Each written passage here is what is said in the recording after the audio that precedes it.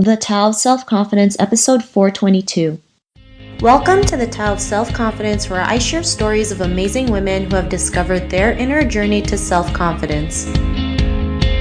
Visit our website at thetaoofselfconfidence.com. Your inner journey to self-confidence awaits. Well, hello friend. Welcome to the Tao of Self-Confidence, where I share stories of amazing women who have discovered their inner journey to self-confidence. I'm your host today, Sheena Yap Chan, and today I have a phenomenal lady on the show today. She is the co-founder of KULET, and I'm just really excited to have her on and share her story with us today. So without further ado, I'm going to introduce you to Aina Syahirah. Aina, how are you today? Maybe you can fill in a little bit more about yourself to our listeners. Hi everybody, I'm Aina, and hi Sheena. Thank you so much for having me today. My name's Aina Syahirah. I'm 26 this year, and I'm the co-founder of KULET. It's basically I'm Malay. I reside in Malaysia. I was born in the United Kingdom, but I was raised in Malaysia. Thanks for sharing that, Aina. And what would be your favorite self-confidence quote? I like this quote from the Yes Man. The quote goes, "I am learning to say yes, to be daring and spontaneous, to hurl myself into people and places and moments without hesitation or second guessing myself, to challenge my anxieties, to confront my fears and trust unwaveringly in chance and fate to lead me to where I am supposed to be." I think that's very relevant to my life at the moment, because before this I used to be very shy. I used to hold back a lot. I feel like maybe I'm not good enough to do something. So there was a point in my life where I thought, okay, you know what? I need to I guess reinvent myself. So that's when things started to be better for me, I suppose. Awesome. Well, thanks for sharing that quote. And, we're so great at saying no to everything, right? It's easy to just switch it and say yes. It's just learning to take that action, no matter how big or small it is. It's a lot better than not doing anything. And that quote is really great, just saying yes to what's possible out there. So thanks for sharing that. And in your own words, how would you define self-confidence? I feel like self-confidence is truly believing that you are enough, because I feel like why people tend to hold themselves back is because they feel like, okay, maybe you know what, I'm not good enough, or like they feel like they can't deliver what people expect them to. And I feel like people tend to hold back when it comes to relationships or work or friendship, and they feel like because they're not good enough, they can't do certain things. So that's why I feel like self-confidence is truly believing that you are enough for everyone or anything that you believe that you can do. Thanks for sharing that. And I think that's a great definition. Just having that belief that you're enough is really important. I mean, if you don't have that belief, you're not going to go out there and do, the things that you want to do, or have that confidence to go out there and take action. So thanks for sharing that great definition. And I know, what was your life like before your discovery of self-confidence?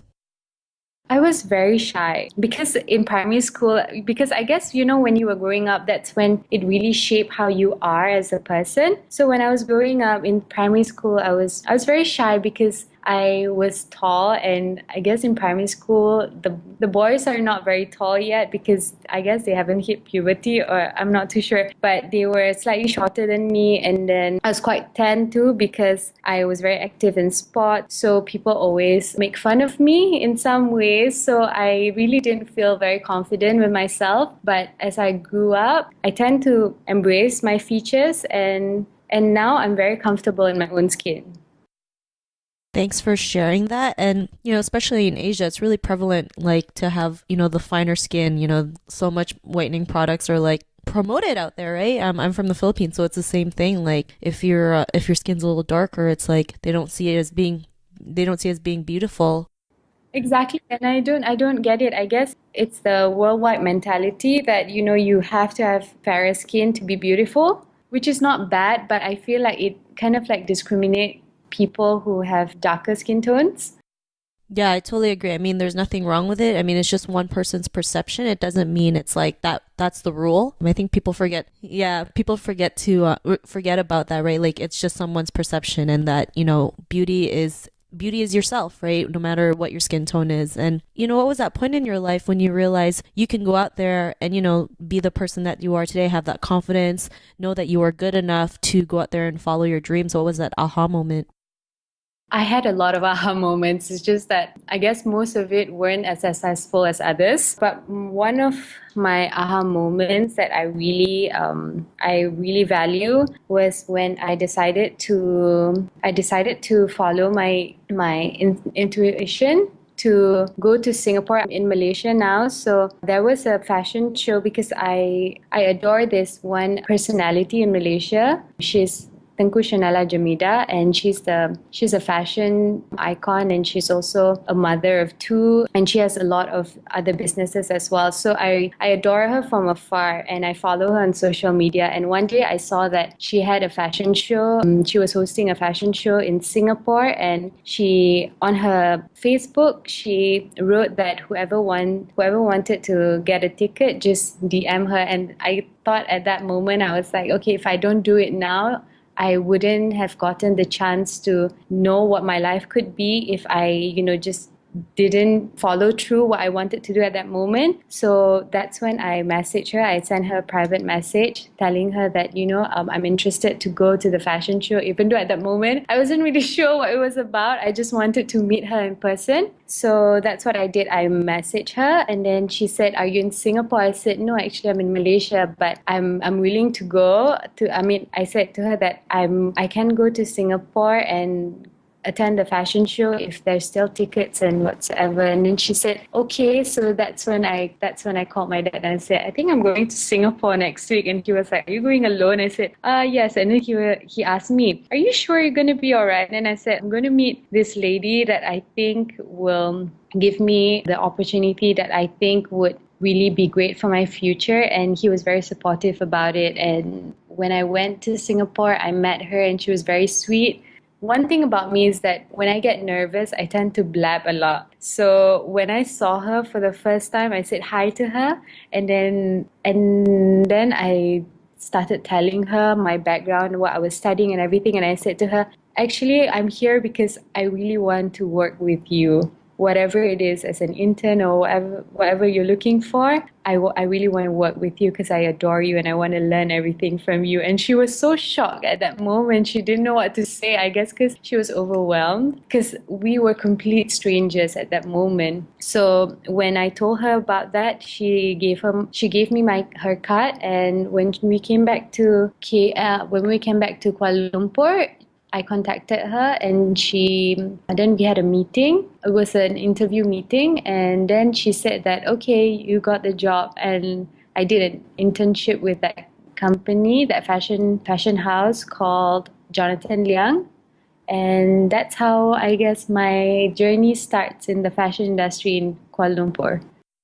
Awesome. Well, thanks for sharing that. That's a great story. Most people would be too scared to do that, right? Especially you had to travel from Malaysia to Singapore just to meet this person, but you were willing to do whatever it takes. And you just knew there was something, about going there that was going to change your life. You didn't know what it was, but you knew there was something. And like you mentioned, you followed your intuition. And, because of that, what's your life been like now? Exactly. I couldn't have imagined my life otherwise, but I'm very thankful that at that moment I persevered and I thought, okay, if I don't do it now, I will not be able to do it. I mean, in Malaysia, in KL, although it's not a big state, but I feel like it's harder for you to meet a personality or like bump into a personality, because at that moment there was an event going on. So I guess she was prepared to meet people. Whereas if I just bump into her in KL and started telling her, "Oh, I want to meet with her," then it would have been more awkward. Awesome. Well, thanks for sharing that. It's great that you've been able to create, a name for yourself too in your own country because of just taking action on, going to Singapore and meeting the person that you love. And, to the woman who's listening to your episode, she may be in her own journey of self-confidence. What would be that one tip you would give to her? I guess everyone will face their own struggles and challenges, but if you just believe in yourself and know that what you're doing is for your own good, I think you're on the right track. Don't hesitate to ask questions if you're not sure. Don't be too shy to ask for help as well. I guess that's very helpful. Yeah, I guess that's it. Awesome. Well, those are some great tips. Especially, asking for help. Sometimes we may be too prideful to do that. But really, when we ask for help, you never know, the results that we can get from it, right? I know some of us are also afraid of the word no, but don't let rejection get in the way.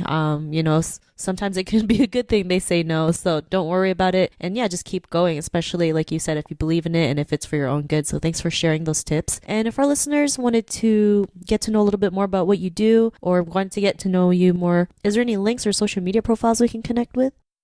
Yes, my Instagram handle is Aina Syahirah, AINASYAHIRAH. And then I also have a website, www.ainasyahirah.com. Awesome. Well, thanks for sharing that. To our listeners, if you want to connect with Aina, you can also head on over to thetaoofselfconfidence.com and search for Aina's name. Her show notes will pop up along with everything else we talked about. And I just really want to thank Aina for taking the time today to share her story and tips with us on self-confidence. So thank you so much, Aina. Thank you so much, Sheena, for having me. It was great having you on the show. So listeners, be on the lookout for another new episode of another amazing woman's journey to self-confidence. And we'll talk to you soon. Bye for now. Thank you. Bye-bye. Thank you for tuning in to another amazing episode of The Tao of Self-Confidence. Visit our website at thetaoofselfconfidence.com to check out cool resources, blog articles, show recaps, and so much more. Your inner journey to self-confidence awaits.